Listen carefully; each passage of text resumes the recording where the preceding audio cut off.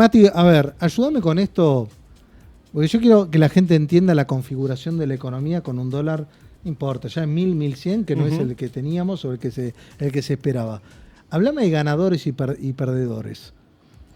¿Cómo? A ver, hoy a la gente que tiene que entender, bueno, hay sectores que le pega muchísimo un dólar baja. Por ejemplo, hablamos fuera del aire y el sector de la construcción, que ya venía golpeado con el dólar a 1300, el 1000 lo afecta muchísimo, el valor de reposición. Sabemos que el tema de los importados, este dólar para la baja, colabora muchísimo.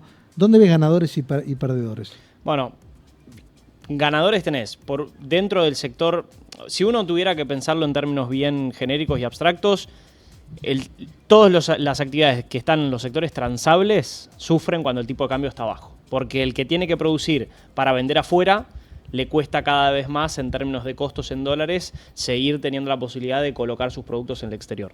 Y el que tiene que producir para vender adentro, pero compite con competencia importadora en un contexto de apertura económica, que felicitamos porque Argentina es una economía muy cerrada, pero una cosa es abrirse a un tipo de cambio un poco más alto y una cosa es abrirse a un tipo de cambio muy bajo. De hecho, hay mucha gente que a veces confunde o dice, uno de los problemas de la convertibilidad fue la apertura, y decís, bueno, la apertura per se no es mala, la apertura per se aumenta la competencia, aumenta la adopción de tecnología desde el resto del mundo.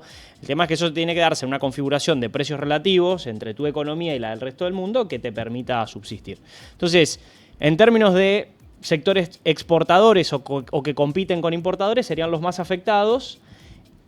Y los menos afectados, típicamente, al igual que por ejemplo en la década de los 90, son los sectores de servicios que tienen menos competencia con el resto del mundo. ¿Por qué? Porque la capacidad de adquirir servicios por parte de la población en momentos de tipo de cambio bajo se incrementa, entonces las utilidades y la rentabilidad de esas empresas de servicios que operan en la Argentina, en términos de dólares, son mayores.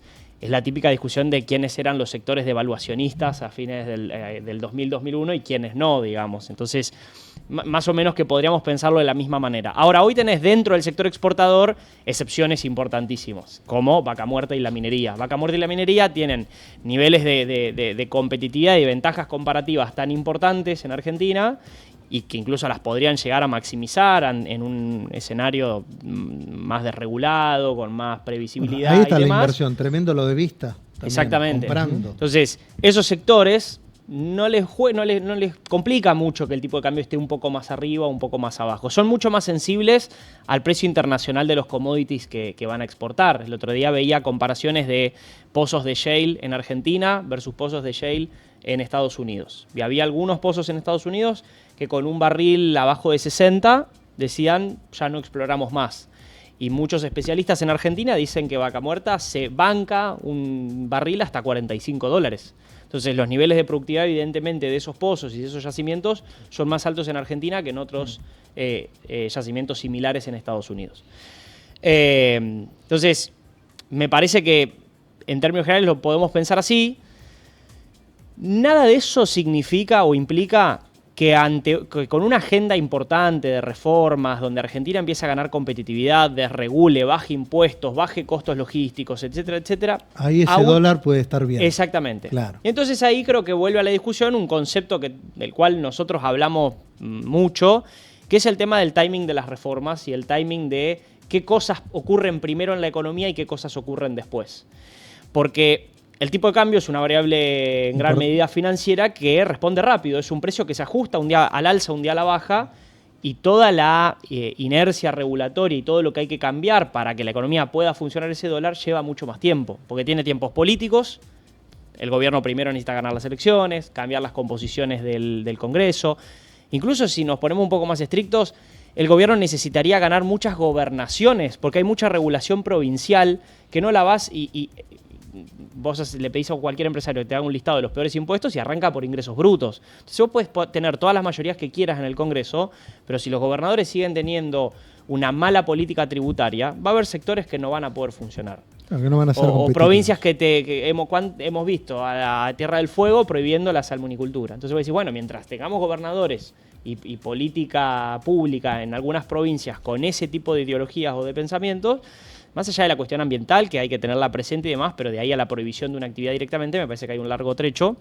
Entonces, muchas veces lo que nos pasa es eso, es que decimos, la economía, como vos decías recién, Mariano, con 1000 puede complicar a muchos sectores porque la economía se configura de una manera en el corto plazo que puede llegar a ser un punto de equilibrio en algún momento del futuro, pero que no lo es hoy. Porque claro, hoy eso, tenés y la eso misma... con las reformas traídas a hoy, te digo, bueno, ese dólar me cierra. Exactamente. Pero Estamos mientras no esté la reforma laboral, mientras sigamos pagando es la misma retenciones... Argentina de antes. Es la misma Argentina. O sea, ¿cuánto cambió Argentina? Y de nuevo, no es por decir el gobierno no lo hizo, es por qué capacidad tuvo y qué no. Pero ¿cuánto cambió en materia tributaria?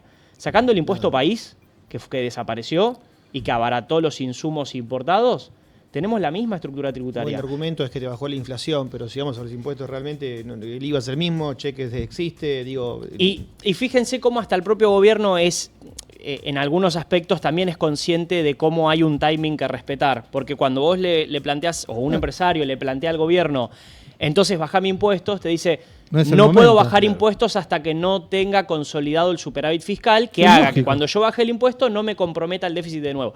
Bueno, pero si entendés ese timing para las finanzas públicas, también tenés que entender el mismo timing que se te está planteando para la apertura económica y la sostenibilidad de la balanza de pagos y la productividad de muchas empresas. Está muy bien el punto.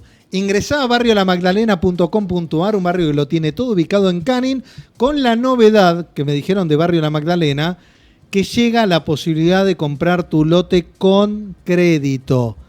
10 años, lo pagás en 120 cuotas, así que si no aprovechás ahora, lo lamento. La vas a ver pasar, se te va a escapar la tortuga. Podés comprar tu lote, construir, refaccionar, lo que quieras, con un crédito a 10 años, 120 meses. Más, me dijeron que cada 10 millones de pesos, que en cualquier momento van a ser $10.000, si el dólar se va a 1.000, pagás una cuota de 165.000 pesos.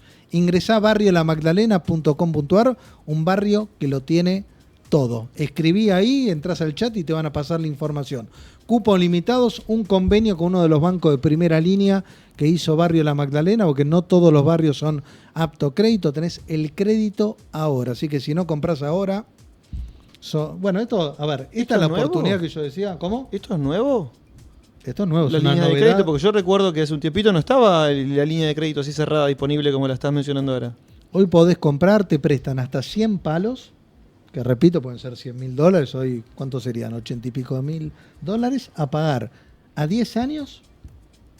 No existe, a ver, podés comprarte un lote, digo, hay de todo, lote de $200.000, lote de 70, lote de 60, lote de $70.000 con una cuota, no sé, de $600.000 pesos por mes. Es dolarizarte también, ¿no? Consideremos justamente... Y aprovechás esto del dólar, el dólar bajo, que si el mismo préstamo lo sacaba 2 meses para abajo... Te salía 1.300 y pico. Claro, 1.300 y pico te prestaban menos guita. Así que esto es una novedad de La Magdalena.